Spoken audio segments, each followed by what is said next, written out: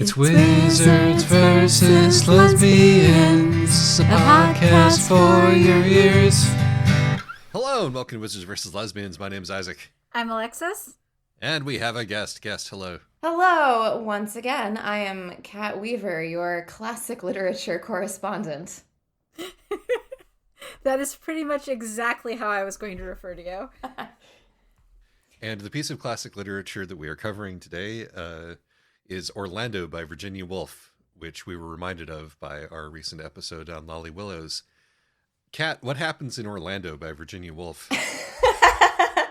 All right, well, a young man at the tail end of the Elizabethan era meets Queen Elizabeth, has his estate, meets his first love, Sasha, does a whole bunch of other stuff, and becomes a woman like early 18th century, I think. It was Queen Anne's reign where I think it tipped over, and then subsequently experiences both the 18th and 19th centuries and the beginning of the 20th century up to the modern day. Yeah. Yep. Yeah, I would say that's about right. Yeah. Are there wizards in this book?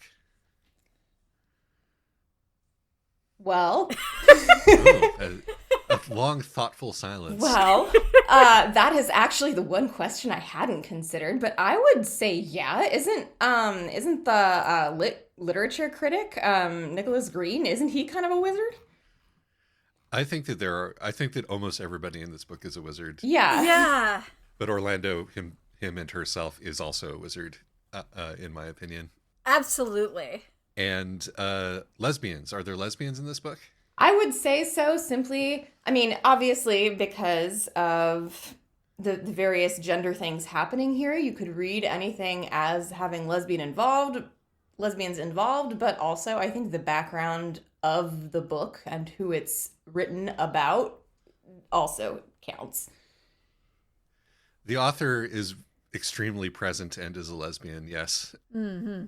But Orlando is a woman who has sex with women at least some of the time, and therefore counts. Oh, well, and I also mean Vita Sackville West hanging over this, too. Like, you know. Oh, of course. Yeah. We'll get to that. But despite the fact that there are arguably both wizards and lesbians, I would say that this is not a wizards versus lesbians book. No, but I think that it's part of the genealogy. Absolutely. And it is in conversation with Wizards versus Lesbians books because this is a lesbian wizard who is incredibly psyched and stoked about being a wizard and would just like to be let into the Wizards Club and is just, annoyed that sexism is preventing her from being a full member of the Wizards Club, which is not really a conflict. But I guess it is a kind of conflict in the let me in kind of a way. I mean, I think it's, this is not a genre of book where you have things necessarily like quote unquote plots or conflicts in the traditional sense. But if there is a main conflict, like I think it's definitely between Orlando and his and her artistic career. Yeah, which is I think a very wizardy kind of conflict to have.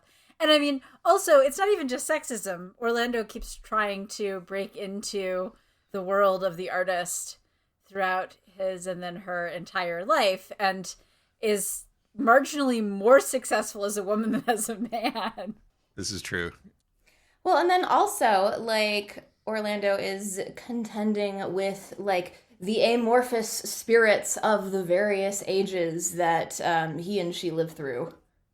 Yeah. It's a very wizardy problem to have, is to be oppressed by a spirit of an age. There is, of course, much more discussion to be had about this, which we will have later. Why should you read this book? It's only one of the classics of modernist literature. No big. Every single time we ask this question when you're on the podcast, the answer is the same one. I mean, well, yeah. And then every time my follow-up is always, and it's surprisingly funny. It is. This is a very funny and very thoughtful book. I think it's one of the most one of the Virginia Woolf's books that have appealed to me most. Like, I read To the Lighthouse back in college, and I read Mrs. Dalloway, but I think this is the one where I've just been like, oh, I get your whole thing now. This one's really working for me here. It does help that this book lays out why she wrote those other ones that way. Yep. It sort of works as a user's guide to the aesthetic, decisions that led to those others. Well, and also I think it's a very interesting, like, layered look. Like, sometimes I feel like I can get a little bit annoyed about really navel-gazy books about being a writer and writing literature in the spirit of the age, but I think this being such a fairy tale allegory about it while having those dips into, like, really perceptive layers of interiority, because you have the biographer who is kind of a character, and then you have Orlando who's the character, and then you have, like, the various spirits of the ages, like, not just the Victorian era but the ones before. Like, it's almost a poem in that sense. And I do think that the sense of humor really helps stop it from being too navel-gazy. It really does. It's not afraid to make its main character really stupid at times. Yeah, no, I would say it's almost like it is said that this is the longest and most elaborate love letter ever written. The writer being Virginia Woolf, and the receiver being, as we mentioned earlier, Vita Sackville West, whose family serves as the historical basis for Orlando as a character. But the affection is very much teasing, I would say, all the way through, like particularly near the beginning when Orlando is still a boy. But no, Orlando is a goofus. And, Absolutely. And the narrator is always aware of this. And that, as you said, makes some of the more, like, high flown bits of this being a literary novel about literary novels easier to swallow, because it's also a deconstruction, because it's that time. It's deconstruction time. Yeah, no, I would add simply that it is really beautiful in places. It's really funny in places. It's really charming in places. And it is all of those things while also being extremely perceptive. Like, it is, as Isaac mentioned, it's definitely a book of its time. Like, it is absolutely early 20th century modernist. I think it's really an important time to study if you're interested in the history of quote unquote Western art and literature, because one of the things that I want to say about this book is that it has a lot of echoes with things that were happening in various other forms of Western art as they were, hitting modernity and reckoning with that. And it's a huge inflection point, and sort of explains in some ways how we got where we are now. Why shouldn't you read this book? Well, it's pretty racist in parts. Oh, yeah. Yep. It's got the word in it. Oh, that was a real surprise. I did not expect to see that, and I was just like, oh, wow, okay.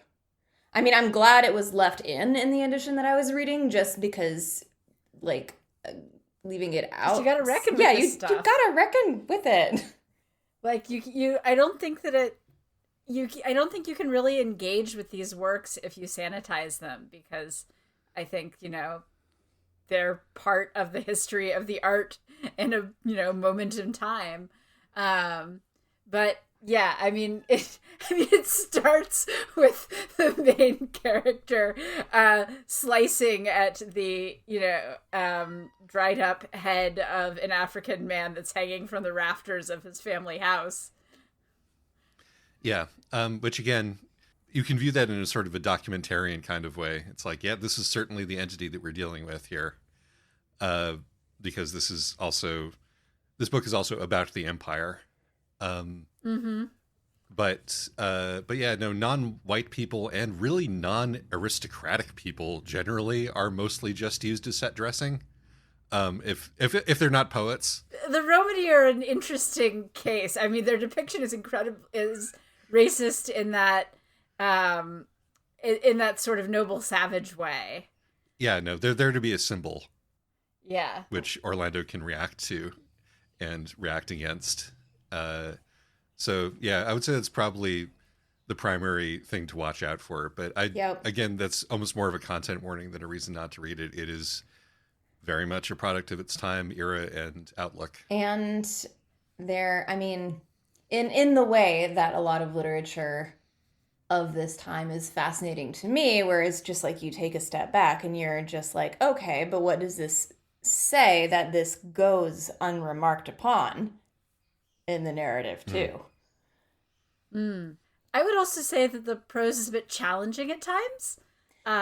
This is actually one where I'm glad I read it all in one sitting, because it took my brain a little, like, once my brain sort of adjusted to the flow of the prose and the tone, it got a lot easier. But like, you really have to be in the right place to process this one, I think. Yeah, it's not exactly a traditional novel where you have people like exchanging dialogue and like moving through a story. It is not that kind of book.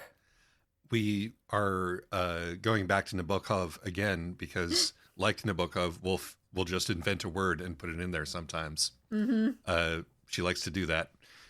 And yeah, and then I would add to that if you want something to happen in your book... things happen. This is just sort of a bunch of disconnected things happening one after the other. Yeah, but as we pointed out earlier, there isn't really a plot per se. No. Yeah, if there is any through line, it's like the march of history as seen through its great literary works.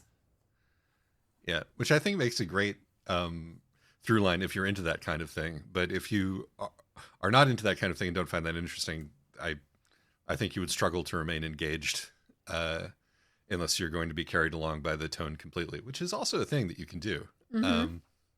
And it's also not a long book either. No, it's not. I thought it was much longer than it is because it is cocooned in reference material, which is another thing that I want to talk about in the edition that I have. But we can get back to that. Content warnings besides the racism, which is really a big one. Historical period sexism. Yeah. Yep. Yeah, that's about it. Yeah. We mentioned the severed head. I think that's probably the most disturbing image in the entire book, and it's on the first page. So exactly. Content warning: damp.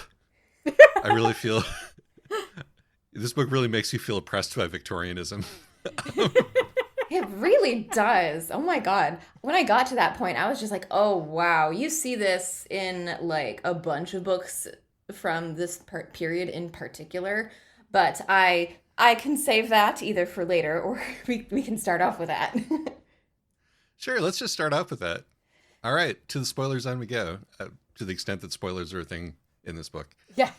Well, it's an emerald, it's a melon, it's a fox in the snow. It's an orgulous credulity for those in the know. And people who like symbols might espy a toy boat, toy boat, toy boat coming down the Serpentine. Radigan Glub Faboo. It's a hard book to spoil, really. Yeah, I mean, yeah, like, unless you're, like, spoiling history, which you can't really do. This would be a fun way to learn about the British Empire for the first time. Okay, no, Isaac, you know what this reminds me of? Okay, so I was in AP Euro history when I was like 15 or whatever, and so to like entertain myself as I studied for it, I wrote this whole like short little book about vampires living through all the different centuries. And you know what? Fantastic. And Orlando isn't not. Right. That's, yeah. You're part of a long tradition. Yeah, actually, if I imagine Orlando in boy mode looking not unlike Lestat from the latest interview with the Vampire TV series. But yeah, so as I was going to say, like in early 20th century literature in particular, you have like a lot of anti-Victorian sentiment that I find fascinating, because people who were born in the Victorian era and grew up in the era are still alive. And they have a lot to say about it. But I mean, it comes like, the Victorians come in for criticism from everything, from a little bit more robust criticisms, like in Orlando, where it's just like, the resurgence of a suppressive society, versus also in Orlando, like just ragging on the aesthetics and the decor. Yes. I think that, can we not relate to this? It's like when the generation just prior to you was at the height of empire and at the height of riches and at the height of complacency, and you're looking back on that and reacting to it.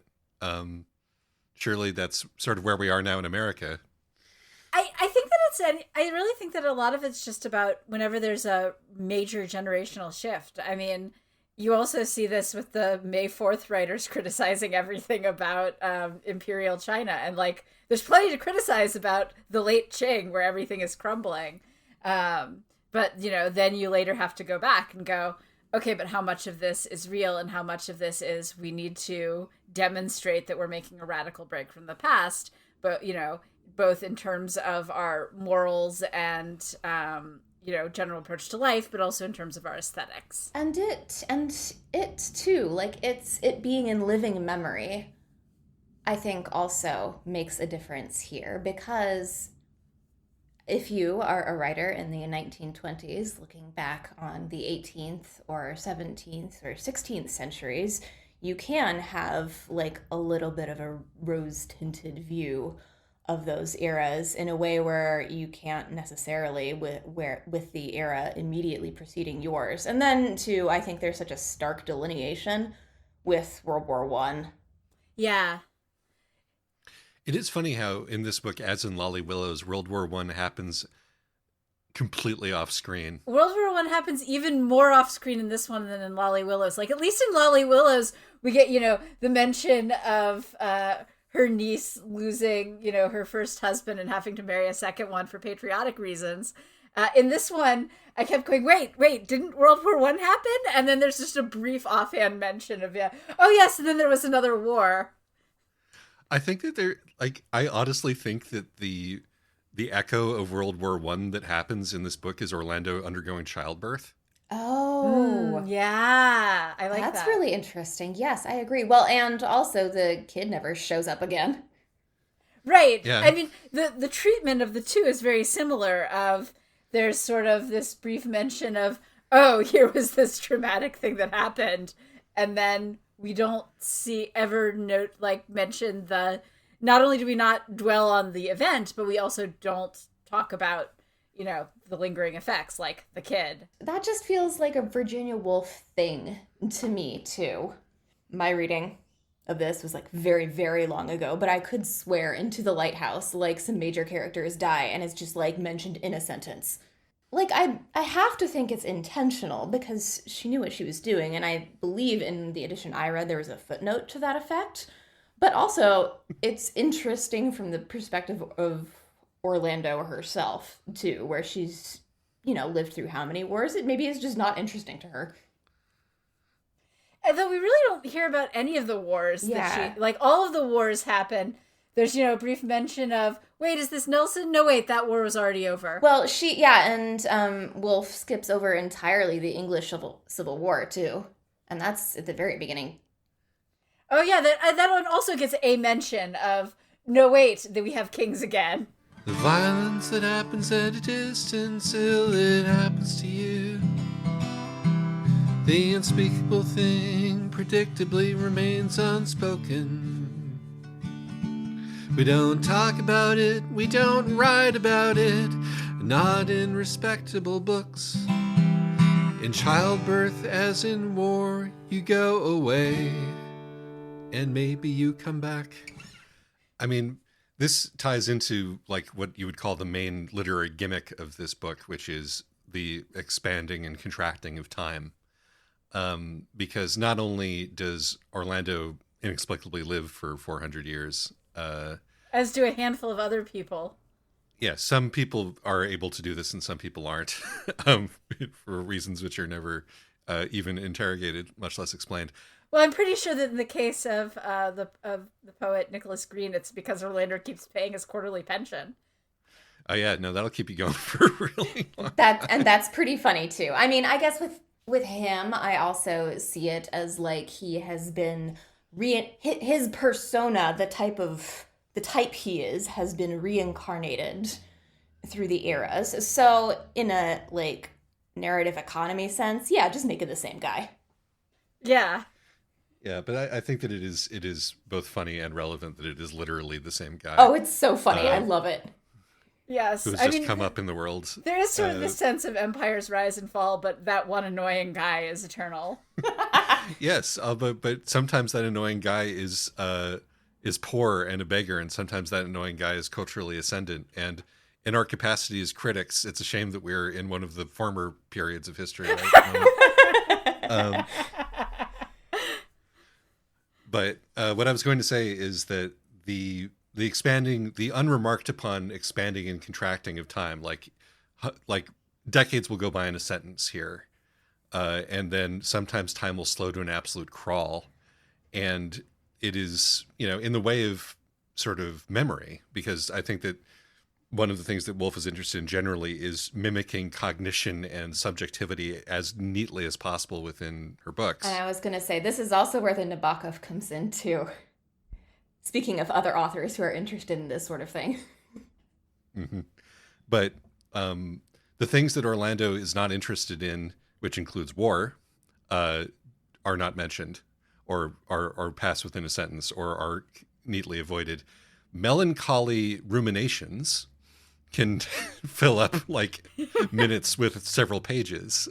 The thing is, too, like, it's very conscious on the author's part that she is doing this, because there's that passage near the beginning where she talks about how time passes, which sort of introduces you to the idea of this is what we're going to be doing. Yeah, I like the way that the premise, as it were, is sort of teased and then, we really get hit with it like all at once. Like within the first few pages of the book, the biographer refers to the other night, and the other night was 2 years ago, but it was also like the last page. And so we are very clearly like presented with that elasticity at the beginning, and that is going to be the thing that happens for the rest of the book. Yeah, I really love it. I think it's an extremely effective technique, especially in this book that covers how many centuries, and the fact of it being so specifically from Orlando's point of view, and you have the writer who is being Orlando's biographer, but also biographer not exactly concerned with what's going on in the broader world, except like maybe who is King or Queen of England, but is more concerned with like the general vibe, I guess, like the color of whichever part of time she's talking about is really interesting to me. Well, part of why whoever is King or Queen of England is important is because a lot of that ends up defining Orlando's social role. Not only, their social role via the aforementioned spirit of the age. And it's interesting to me how the author portrays the spirit of the age, because it happens both through, what is the fashion in literature, because a lot of this book is just a prolonged bit of literary criticism and literary history. But the major other symbols that are used to define the spirit of the age are the weather and how dark it is. It's really striking, actually, to compare this with In Praise of Shadows, which was written at around the same time, but from the subaltern's perspective. In Praise of Shadows is fascinating because it's basically trying to transform, the subaltern perspective into an imperialist perspective just via the power of words. Yeah. Well, it turns out that, you can back that up with several armies and give it a good try in like a decade or so. And, You just got to lay the groundwork first via literature. That's Junichiro Tanazaki's In Praise of Shadows, a beautiful book about aesthetics which has to be understood either as an attempt to lay the artistic groundwork for an imperialist nationalism or as a prolonged joke.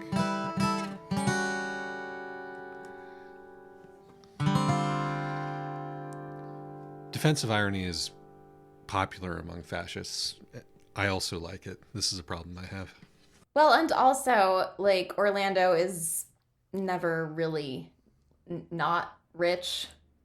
Like, Orlando's role, yeah. like, Orlando doesn't have Orlando's fortune is always declining and is always, it is always sadly reduced, and yet Orlando always has however much land and money and nice clothing and whatever he or she needs at a given moment. Which is really funny, too. I have to think that's intentional also. It's got to be intentional that every time Orlando's fortune comes up, it is sadly reduced from what it was before. And yet, the one house in London might have been sold, but don't worry, we've replaced it with another one.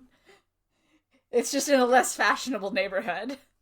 I think that this ties in with a game that the book is playing, which is that, speaking of Mr. Green, the critic, who in the Elizabethan age is absolutely certain that literature is dead, and that Cicero was the last great writer, and that these people like Shakespeare aren't worth anything.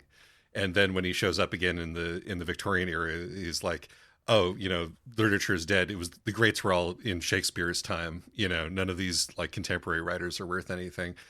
So it's poking fun at this, continuous feeling of decline and shrinking and apocalypse, particularly when we have that, texturally laid against the fortunes of Britain. But also it is participating in that, because I think this is also a bit of a funerary book. I think that it is recognizing the end of a particular literary tradition. I think that the way that this book ends, which is a bit ambiguous, but which I like to interpret as Orlando having an airplane fall on her.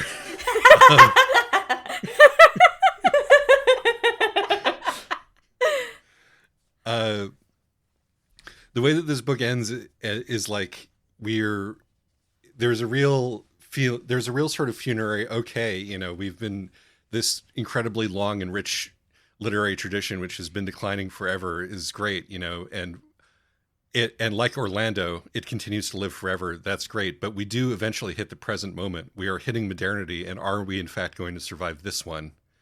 And the answer, it turns out, was no. At least in, not deeply and vastly changed, or unchanged rather. Yeah. And I think there's some truth to that. Oh, yes, 100%. Yeah. Like, Virginia Woolf really has sort of an understanding of the milieu in which she herself is writing, which is interesting to see that, like, sort of looking back, looking forward. It's one of the things that I really like about the modernists of this time.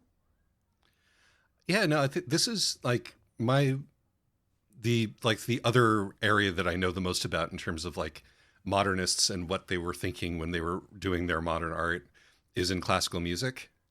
And in classical music around this time, like the people like Mahler were reckoning with the end of what was possible given and that's like 400 years of, actually stretching back to just about the same time as the late Elizabethan, like 400 years of Western classical music were reaching the limit of what they could do with the alphabet that they had, in terms of harmony.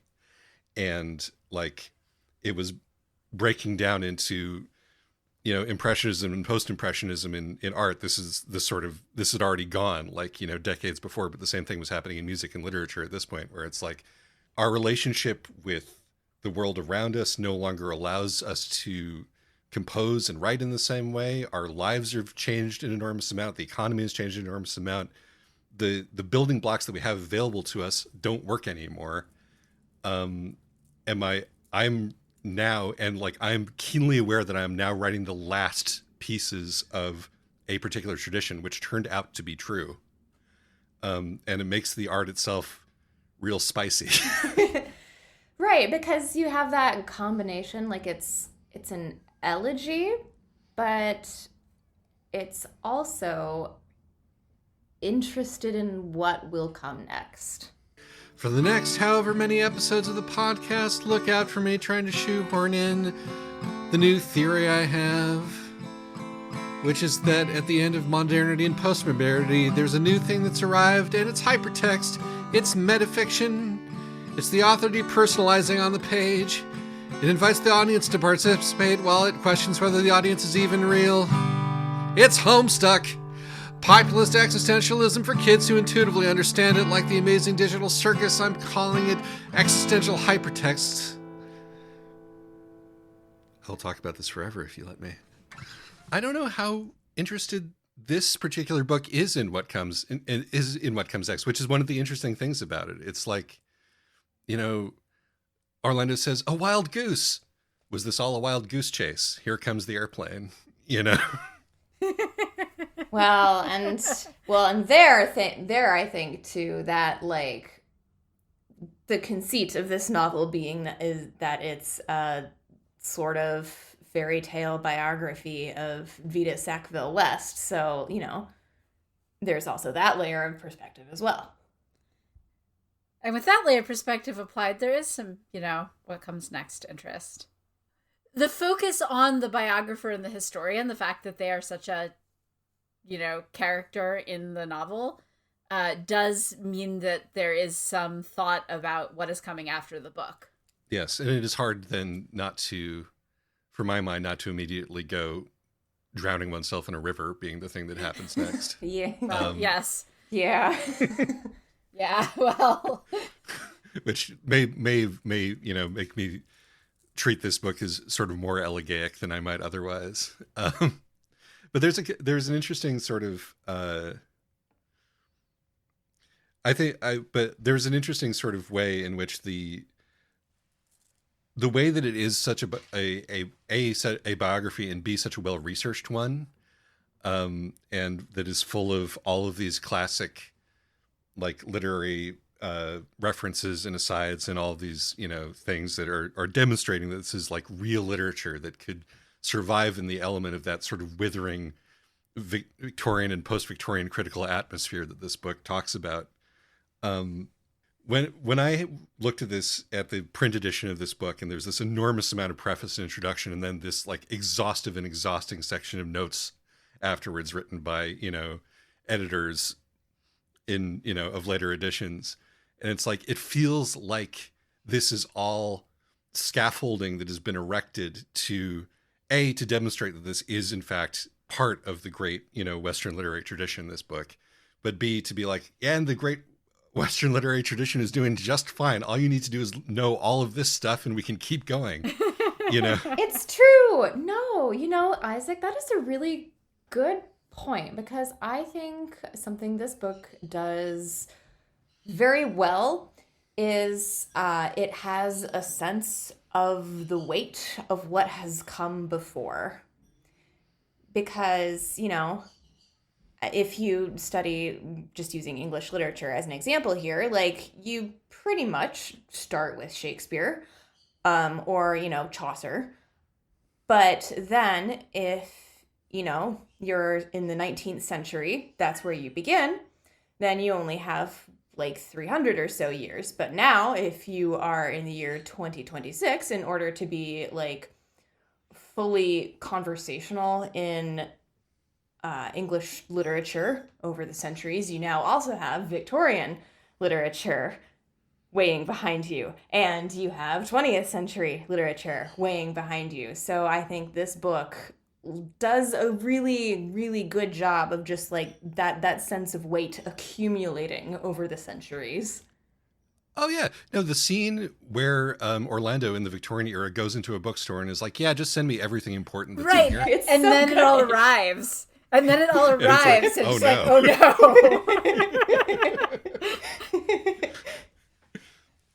There are too many people writing too many things now. This is not sustainable over the long term. We can't have one culture when people keep writing all the time, which is also kind of a class thing, because we no longer have one particular class of people who's in control of what is or isn't published and read, or very much so, and the book explicitly says so. Right, but there's this interesting moment in the book where Orlando goes, oh wow, when I was younger, art was a thing that was done by poor people and supported by rich people, but now art is a thing that rich people get to do, and the poor people just don't make art anymore. Yeah, it's an interesting observation, isn't it? Right? I guess when the rich people start to only be interested in their own art. I wanted to ask you, Alexis, speaking of this feeling of fin de siècle that this book I feel is dripping in, and various other similarities, whether you were reminded all of the next book that we're going to talk to Kat about, Dream of the Red Chamber. Well, I mean, also with all the gender stuff, I mean, the thing is that Dream of the Red Chamber is not preoccupied with the end of an era in quite the same way. I mean, it's somewhat preoccupied with the end of the Kangxi era and Yongjung's crackdown, but I think, I mean, no, I don't think that they're that similar. I mean, they are in certain ways, just in that, they're both doing interesting things with time and interesting things with language. But I don't think that, I mean, for one thing, it's written by somebody who, the reason why we don't have finished Hong Lo Mong, or we do, but it was finished by somebody else, is that the author was too poor. Right. He's on record as saying, oh, well, if you want me to finish my novel, get somebody to give me half a roast duck and a cup of Shaoxing wine every day, and then you'll get a novel. Yes, whereas this person is reckoning with maybe the declining fortune actually declining to a permanent decline, but is not there yet. And I mean, but part of what's going on with Orlando is that, he wants to be a poet, and he's not very good at it. Yes. And and there's a point where there's a point at the beginning of his life where that's fine, because poetry is something that everybody does, and so he writes all these sonnets to win, one girlfriend after another, but and it doesn't matter that they're good. And then there's this period where art is becoming professionalized, but it's still a profession. And that's when, his writing gets absolutely no traction whatsoever, because it's not very good. And then there's the time where art is a thing that rich people do as as their luxury status thing. At which point, because he's still rich, despite her fortunes being eternally in decline, suddenly her art is good. And part of it's that it's old-fashioned, but part of it's also that she's rich, and now art is a thing that rich people do, and get, pay, and what they're paying for is to push their art out to admiring masses. It's interesting, given how much energy this book spends analyzing gender roles, that sex never figures into the who is allowed to make art conversation, even historically. This seems like an intentional omission, but I don't know what to make of it. So the thing is, I definitely agree with that, because that's one layer of it. I think another layer too is the artist's journey. So thinking about when you are a kid and you are doing art for yourself, you feel so prolific, and of course it doesn't matter. That's true. Whether it's good or not. My drawings are so great of unicorns or whatever. And then you get smart enough to actually have some taste. You go, oh my God, everything I do is terrible. And then eventually you get accomplished enough, hopefully. You start out Dunning-Krugering it, and you think you're great. Then you realize that you're bad and you stay there for a long time till you maybe get good. And so many people never make it out of the Valley of Suck. Myself included. I do like the sort of, there is an element of this where I always like the trick where people view history as being broadly analogous to, or like the history of a country or people as being broadly analogous to the history of a given person, even though this is a game. It is not an actual thing that works if you want to do history, but it's fun to think about it that way. Yeah, this is definitely a literary trick here. Right. Yeah. But, it's really funny to be like, Orlando doesn't hit puberty until the mid 19th century. Like all the stuff about Victorianism being represented by enormous fecundity, like, and is like, okay, we've hit childbearing age and the world has also hit childbearing age. And that is what is happening right now. And all this messing about with Russians and Moors and Roma and sailing ships and the romance of the Orient is childish. It's a kid's game, and it's played that way in the narrative. More on that later.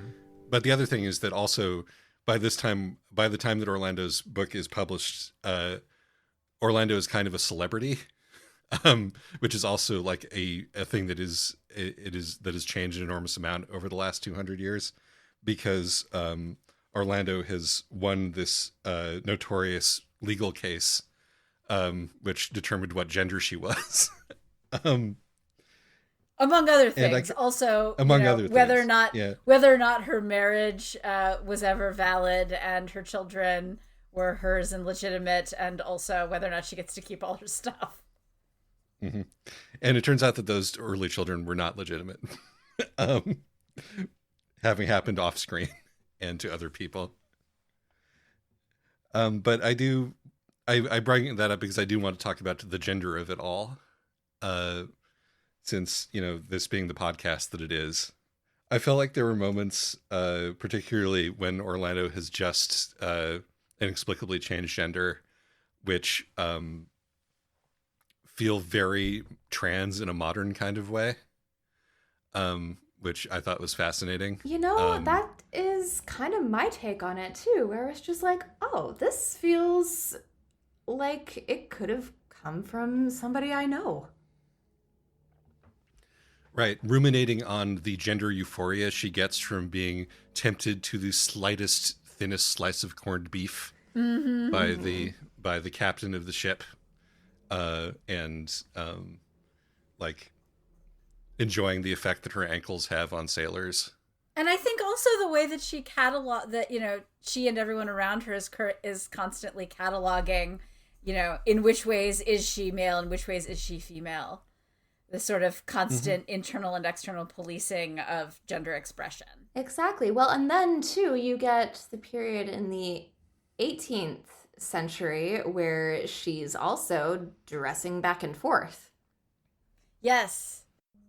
And it's kind of only in the Victorian era where, it's not only in the Victorian era, but it is certainly most apparent in the Victorian era where she, really starts feeling the weight of societal expectations pressing down on her in a more, I guess, ominous way than they had previously. Well, and I think part of that is the era, is like gender policing in the era, and I think part of it's also just gender expression changing. That one of the things I like about this is that what about her signifies male or female. I mean, some of it changes internally, as when she wakes up suddenly a woman, but also a lot of it is changing externally, how people look at her legs and in what ways she's objectified and how she, relates to, the other sex, and what things get read as male or female are all changing through the eras. To be fair, people have always looked at her legs like that. No, I know. True. She's always had really good legs. No, I know, but that's one of the main things about her. Right, I know. She gets her first job. She starts her career, or I guess at that point he starts his career largely on the strength of his legs, on the beauty of his legs. but just the ways in which, but that's part of the point, right? Is that when he's a man in the early days, he can be objectified in certain ways. Male beauty is a thing. And then that sort of vanishes as, after he becomes a woman. There's this period of time where you can see that the way that people are talking about men no longer talks necessarily about how much they're beautiful. Yes, absolutely. And then I'm thinking too of, again, in the 18th century where she makes friends with all of the sex workers on Drury Lane. Yes. And she's just like, oh, wow, is this what it's like to have female company? Right. And it's funny because she goes as a woman, she goes to all these, fancy salons and parties. And she doesn't get that feeling there. Mostly what she wants to do is be not like the other girls and hang out with all the male famous wits. This is part of the ongoing trick of this part, which is, I think, a sort of a classic feminist literature thing to do, which is to describe the experience of being female as if you were describing an alien species, in order to sort of like try to shock the presumably male readers, like, assumption bracket a little bit and try to let some new information into it. The word I'm forgetting there is derealization.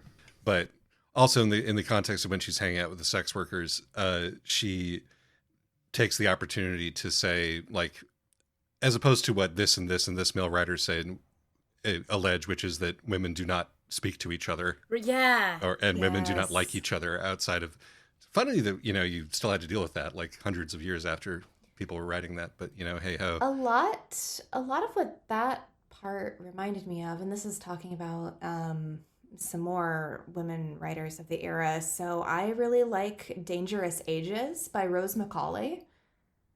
I think that would be a really good one for a wizards versus lesbians discussion, number one.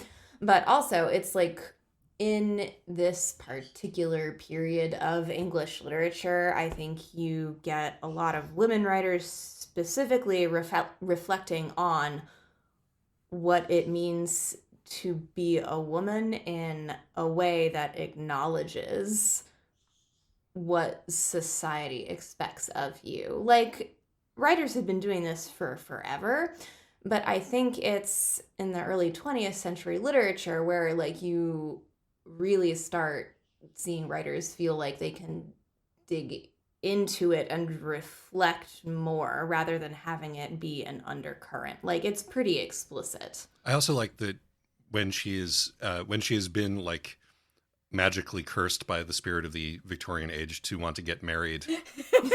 Yup. That's such a funny scene. She spends she thinks woefully, it's a real shame that I can't marry any of the whores that I used to hang out with. I loved that. Yes. It would not break the curse if I did that, but man, that would be great. And of course, instead, she marries Raphael Ambrosius Cousteau, Right. who is always sailing around Cape Horn. Yeah, it's the ideal husband. Right, the ideal husband, because he's basically never around, but he has a great name. But I do just enjoy the, "Madam, you're hurt. I'm dead, sir," she replied. A few minutes later, they became engaged.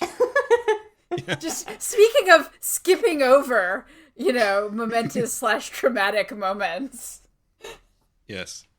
His name is, in fact, Marmaduke Bonthrop Shelmerdine. Which is just, it's perfect. I love it It's so much. Good. It feels really, really good. I mean, it feels probably on purpose very Dickensian. Yeah, it's gotta be. Yeah, no, I would say so. He's the successful suitor figure in this book, again, largely because he's mostly absent. And also because, and this is another take in the lesbian column, because he's sort of weirdly gender nonconforming and feminine. Yes, "Are you sure you're not a woman? Are you sure you're not a man?" that they keep saying to each other, which, I mean, the subtext being, I seem to be able to talk to you like you're another human being, as opposed to like what I'm supposed to talk to the opposite sex like in this context. All of the gender play in this book is so interesting and feels really modern. Like, not just modernist, like it feels modern in a way that I wasn't expecting necessarily. I love unfortunately I've forgotten his and her name. Another character who changes gender, the extremely tall woman. Oh, the Archduke. Yeah, the Archduke, exactly. The Archduke who gets a frog shoved down his shirt. Yeah. Yes, but who always turns up being the wrong gender. Yes, who always turns up being the wrong gender, and also and who's always so good-natured, and yet she just hates him so much. There's like too many really, really funny sequences in this book. I'm like my favorite probably, oh god, too many. The bit in the carriage with Alexander Pope, who incidentally Pope is like Sprunglow here. Uh-huh. Pope is like the Blorb. He's just so disgusting and squishy that she can't help but love him. But the bit where, again, light and shadow, she keeps catching sight of him and losing sight of him in a carriage and going back and forth between thinking that he is like the picture of Greek and Roman, civilizational elegance, and that he's kind of a toad. Uh-huh. I loved that bit. That's so funny. And I like kind of, It's and so funny. I also loved how it's sort of echoed also at the end with her in the car and seeing like the cutoff advertisements too. Yeah. Yeah. I mean, we're getting our ability to see things is getting more and more chopped and more fragmented, which is one of the reasons why Orlando's inner monologue becomes more and more like Mrs. Dalloway. I really thought it was incredibly funny how, like, Orlando doesn't become the Woolf heroine who thinks in stream of consciousness when he changes gender. He becomes it when he's legally declared a woman. That is the point at which it flips over.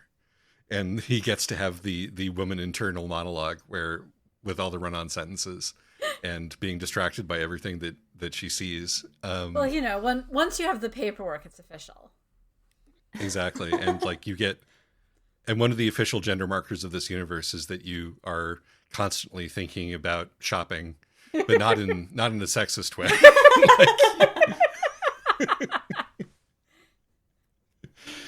You're constantly having like endless reveries related to advertisements and looking out windows and consumer goods and dogs and various things of this nature. But then too, that stream of consciousness thing is also like one of the current modes of artistic expression, thinking of like James Joyce and so on. Yeah, no, it works on a number of Which levels is because we're perfect. Also, it's delightful. it also brings her up to date, when she arrives with a worrying and like threatening thud at the modern age. I like how, it's dun dun dun, it's now. Yes. Yeah, it feels like a title card has just dropped and the music has surged. Yes. And when we arrive at modernity, Orlando's, romantic poetic reveries are no longer about the nature of love and truth and beauty. They're about the nature of human consciousness. They're about how there's like 4,000 of him trapped in this body because she has ADHD. and because the world around her is too fast and there's too much information and everything is happening all at once, and it is interfering with her ability to have a coherent personality. And she's also driving while this is happening, which is probably not a good idea. It's definitely not a good idea. But my very, very, very favorite funny bit in the book was the bit when Modesty, Chastity, and Truth attempt to throw a towel at Orlando to cover her nakedness, and it just falls on the floor 3 feet away from her. So good. Very funny. Purity, chastity, and modesty, rather. Truth is the countervailing force here. Yes. But it's like, that's just slapstick. You've just done a vaudeville routine at me.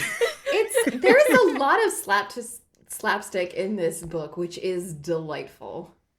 Right. I mean, there's there's the scene where she's trying to get rid of her suitor, and so, you know, first she cheats. First she proposes, let's bet on flies landing on sugar, and that doesn't bore him. She invents a game. Yeah, then she invents cheats. the most boring game in the world in an attempt to get rid of him, and then and then cheats, and then when the cheating doesn't work, she cheats so blatantly that she has to be caught, and when that doesn't work, she drops a frog down his shirt, and when that doesn't work, she just sort of points at him and laughs, and that finally gets rid of him for a little while, and then he comes back later with like a jeweled frog as a gift, and she has to just run away.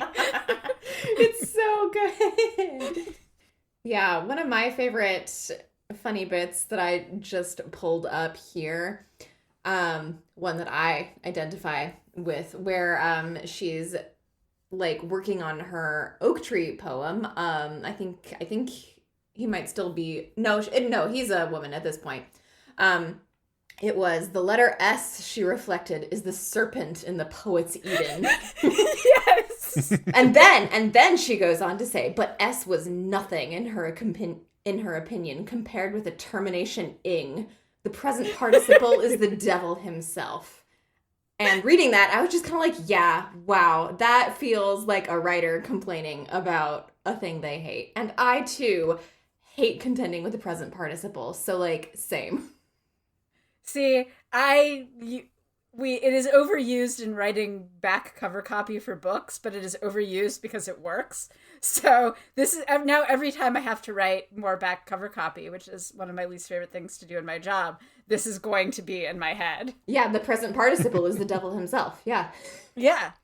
Particularly because like I have in my notes from my how to write copy info session training about, you know, well, it's overused, but when in doubt, fall back on the present participle. But that just feels like such a particular writer thing that it just makes me feel very fond of both Orlando the character and fond of Virginia Woolf the writer. Yes. Mm. Yeah. No, I think it's very central to the book how what a bad writer Orlando is, yes. At least, you know, as a young person, but B, then, like, speaking of writer stuff, like, when she's being persecuted by the spirit of the age in Victorian times, she tries to write, and she can only write horrible Victorian poetry. Yes! She's, like, flowing from her pen like she's been possessed. Yeah. Which was apparently real Victorian poetry that Woolf just, you know, lifted from some unfortunate in so some good. Book that she Yeah, there's a real delightful sense of like being able to make fun of specific writers in here. That's delightful, like Pope. Mm-hmm. And she's like, I'm to the extent that I'm doing them dirty, this is what they had to say about women. Right. And so you're just going to have to be patient for a second while I make fun of this person. Right. Let us discuss this moment of crisis. I want to talk about like the moment of that, the moment of changing gender here, because I think it's like loaded with a whole bunch of different symbols at once. And I'm interested in like what it says from a, sort of a historical perspective, and also in a couple of other ways. So having been frightened by this extremely tall woman who otherwise is going to marry him whether he wants it or not, Orlando, the boy, does what any man would do in this situation, which is to go to Constantinople as an ambassador. Right. Of course. And the moment of that he becomes a woman after falling into one of the week-long trances that that serve as sort of the transitional moments for him, and time skips for the book, is that it is on the eve of revolution that he becomes a woman, which again, you know, very modern and apropos for this podcast. Mm-hmm. It is as, you know, but also as the forces of barbarism are breaking down, you know, the doors of the castle, Orlando changes from male to female. There is sort of an echoing element of the sort of return to the pre-rational that is, you know, part of the symbolic association with femininity that Woolf both engages in and reacts against, you know? Mm-hmm. And we tap the Le Guin sign about this being the particular provenance of women, which I don't think is something that Woolf believes at all, but which is something that she plays with. Yeah, because so I'm looking back through it now, because you have like basically the heralds of femininity being chastity, purity, and modesty, and the truth like trumpets them away. Yes. The truth trumpets them away, but the truth is that Orlando is a woman now. Exactly. So it's interesting, and I could see an essay arguing kind of like multiple sides of these three figures' presence in the narrative. Yeah, I think that we're throwing every symbol possible at the wall here on purpose at the same time. Mm-hmm. Which you should. It's a very fraught moment. The way that it also sort of coincides with a feminization of England, because we get the sort of incredibly fecund Victorian era after this is also interesting. But that also coincides with the greatest growth of the empire. And then of course that this also coincides with Orlando going on her sort of grand tour / slumming it / Siddhartha journey with the Romany. Mm-hmm. Yeah, in which she's a woman. Like, you would almost think that would be like part of a classically quote unquote like male story, but because when you think of a grand tour, you think, oh yes, young noblemen going off and enjoying themselves on the continent or whatever. I think it's meant to be a coming of age. It is, like, for sure. It is, but it's also like I feel like, because so many of the things that she's doing with them are very female coded, like stomping on grapes, and I feel like that it's also, now that she's a woman, she feels like she can try to get in touch with this primal innocence that she couldn't access as a man.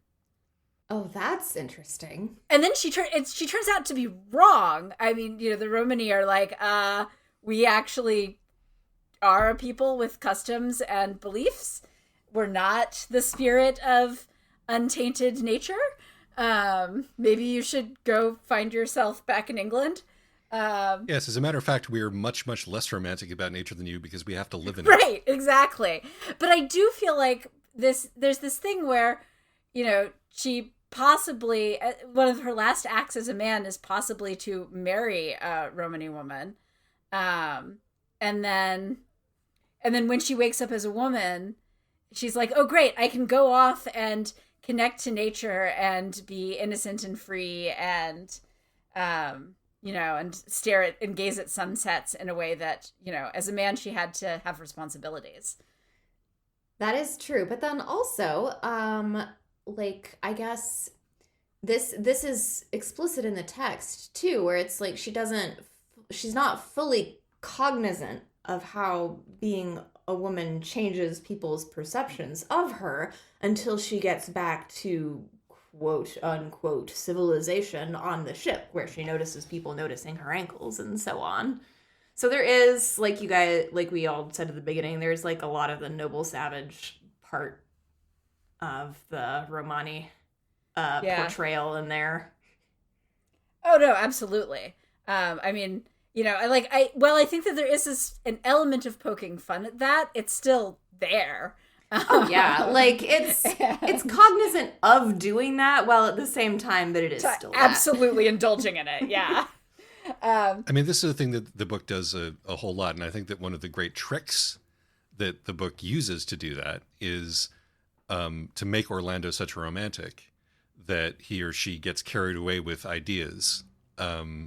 Which means that the book can then sort of indulge in those ideas and then reject them as Orlando rejects them, which we do with this book loves literature and poetry, but is also making fun of that by, satirizing the way that Orlando as a teenager loves literature and poetry.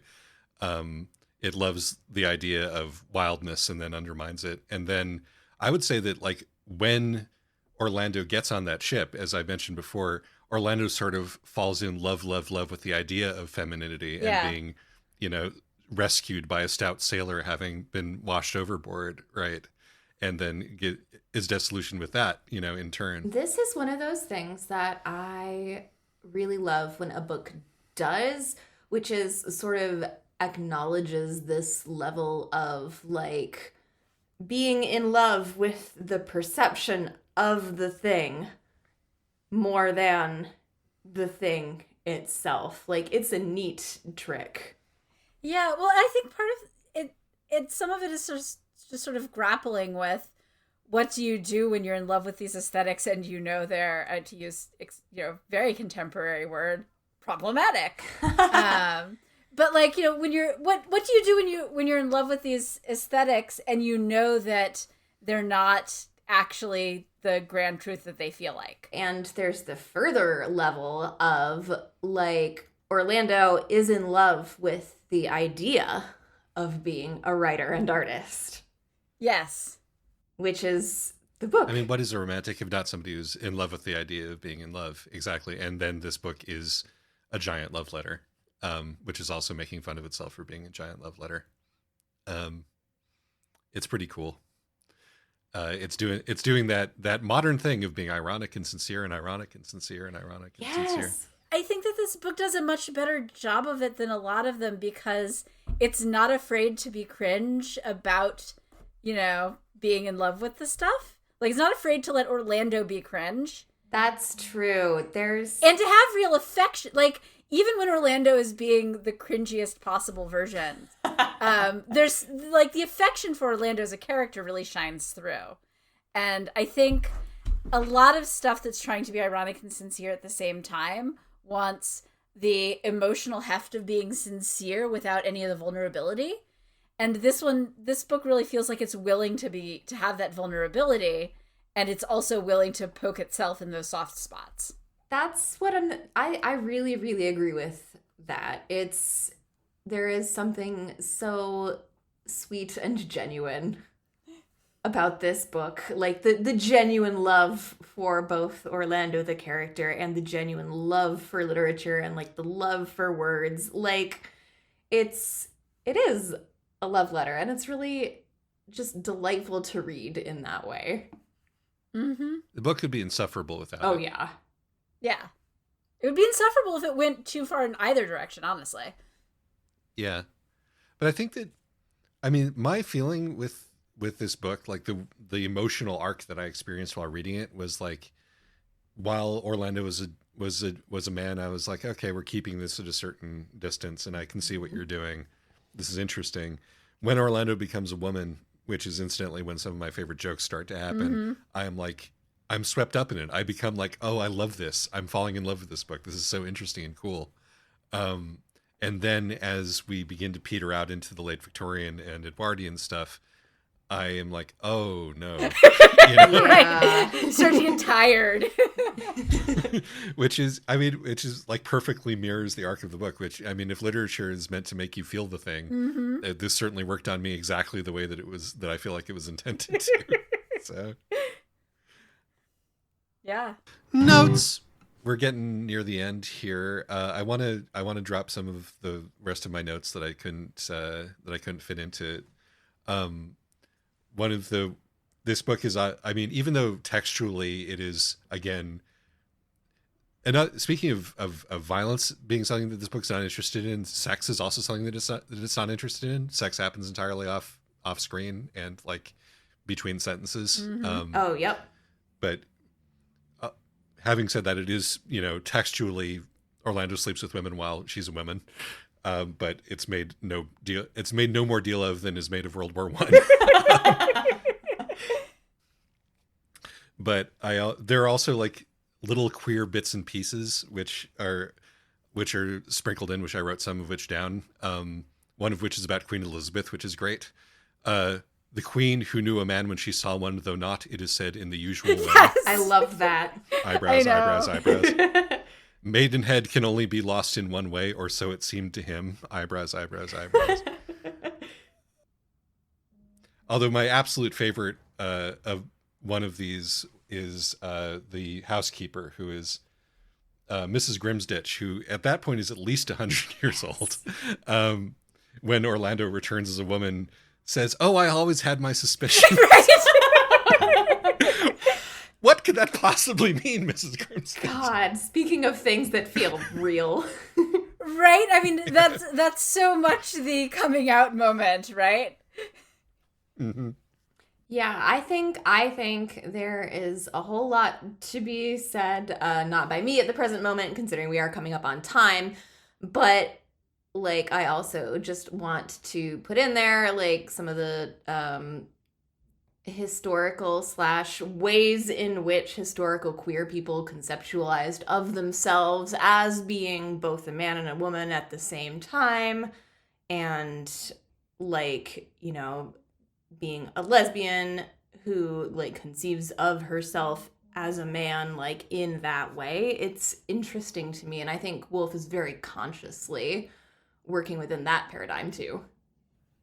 The biography confidently states that everybody has had the experiences of the confusions that happen when your internal gender suddenly flips from one way to the other. Which I love that. I love that. Is that so? Well, and I mean, there's also the moment where, you know, the biographer confidently asserts that, oh, well, you know, biographers and historians are completely agender. That's just the nature of the profession. This is delightful. Yeah, I love it. I love it very much. Recommended further reading. Kat, any other business? Yeah, I'd just like to put out some recommendations for if you like Orlando, perhaps you should read blank. Please do. Go for it. So, E.M. Forster, who is also part of the Bloomsbury Group, if you are interested in historic queer fiction, he's a huge one to read, like obviously Maurice, which was published posthumously. But one of my favorite books, or a couple of my favorite books, are Howard's End and A Room with a View, which you can read in a way. There's also, like I mentioned, Rose Macaulay's Dangerous Ages, which has lesbian minor characters who are pretty explicitly lesbian. And it's just a wonderful book as well. And I was going to say somebody else. I think I was going to say Dorothy Sayers sometimes. Like, there's definitely lesbian minor characters in her books as well, but there's just that same focus, especially in Gaudy Night, on, like, what it is to be a woman in X time period. I will also say that if you want more of Woolf in silly but secretly serious mode, the book Flush, she did write a semi-fictional biography of Elizabeth Barrett Browning's dog. Which is absolutely worth reading. It is short, it is funny, and it is, again, about a lot more than you might think it is about. All right. I thank you once again for joining us. Oh, love it. Love talking about literature with you. And at this point, we forgot to end the podcast, so I got everybody to say... Bye! Bye! Thank you, everyone. Bye!